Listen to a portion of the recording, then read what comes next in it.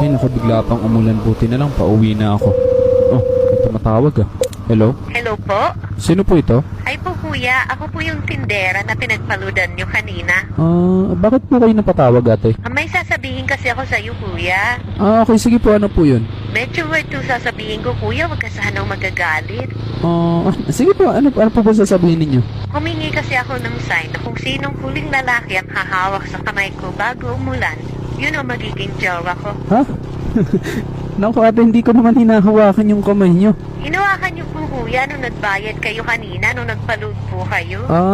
Teka, alam mo, hindi ko sinasadya yun, tsaka madami naman ang bumibili dyan ah. Pero ang sign kasi kung sino ang huling makakahawak ng kamay ko at biglang uulan. Eh ikaw naman ang huling nakahawak ng kamay ko bago umulan eh.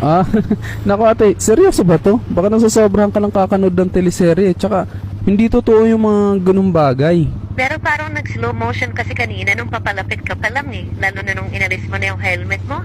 Ngayon lang ako nakaramdam ng ganito. Alam mo ate, hindi ko alam kung nagbibiro ka lang. Pero sorry, hindi na po ako pwede. Tsaka taken na po ako kaya malabo po yung iniisip mo. Wala namang problema sa akin kuya kahit taken ka na.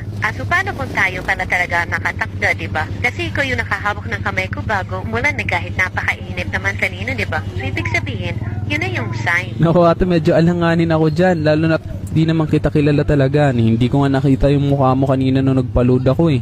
Kaya sa iba na lang po, pasensya na po talaga. Eh dito ka naman ata palagi dumadaan eh, kaya pwede mo na ako makita. Baka magbago ang isip mo pag makita mo ako. Alam mo kasi matagal na akong single, mga 2 years na. Kaya nanunungkot na talaga ako. 2 years? Medyo matagal-tagal na nga po ah. Bakit po ba kayo naghiwalay? Nagsawa na kasi sa akin. Ginamit lang ako ng ginamit. Binigay ko naman lahat, pati motor, mga pyesa, lahat ng kailangang i-upgrade sa motor niya, binigay ko. Kada nag-rides, pinapayagan ko, binibigyan ko ng panggasolina. Lahat ng gusto niya, binigay ko.